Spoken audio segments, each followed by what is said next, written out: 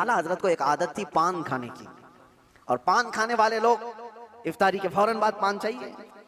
आला हजरत इफ्तारी कर चुके, पान जो रोजाना आता था वो बच्चा पान लाया नहीं, और टाइम गुजरता गया, आपको पान की तलब हुई कि अभी तक आया नहीं, अभी तक आया नहीं।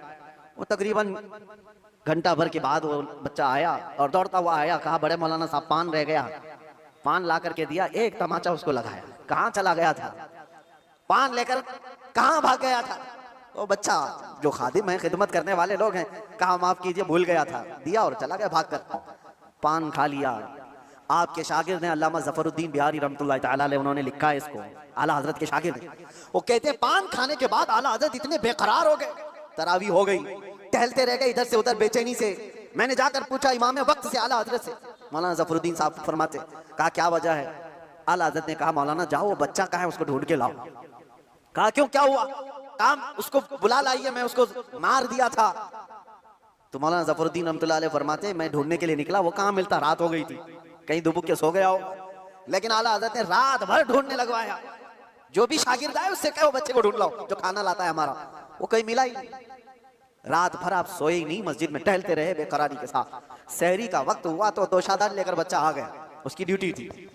वो जैसे ही आया आला हजरत लपक कर दरवाजे पर जाते और जाकर तोशा उसके हाथ से लिया, रख दिया और घुटने टेक कर जमीन पर बैठ गए। वक्त के मुजद्दिद की बात कर रहा हूँ। उस बच्चे के दोनों कंधों को पकड़ा और कहा बेटा कल की रात मैंने थप्पड़ मार दिया था अपने हाथ से तुझे, खालिस मेरे पान के लिए, ये मेरे नफ्स के लिए मारा था, तो अल्लाह के लिए मुझे माफ कर दे। वक्त का इमाम छोटे बच्चे से कह रहा है मुझे माफ कर दे। वो बच्चा कसमसा रहा है, घबरा रहा है।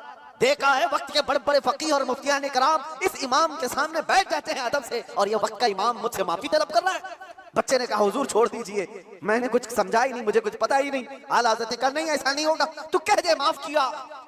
मौलाना ज़फ़रुद्दीन फरमाते हैं मैं देखता खड़ा था। आला हज़रत कह रहे हैं कल क़यामत के दिन अगर रसूलुल्लाह सल्लल्लाहु अलैहि वसल्लम ने मुझसे पूछा ऐ अहमद रज़ा क्या तेरे अंदर अल्लाह ने ताकत इसलिए दी थी कि तू अपने पान के लिए छोटे बच्चे पर हाथ मारे, मैं क्या जवाब दूंगा उस दिन क़यामत के दिन?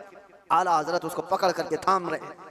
तो उस बच्चे ने कहा कि ठीक है मैं माफ कर दिया। आला हज़रत कहते हैं बच्चों को इख्तियार नहीं है माफ करने का, बच्चों को मसाइल है, वो मालिक नहीं है।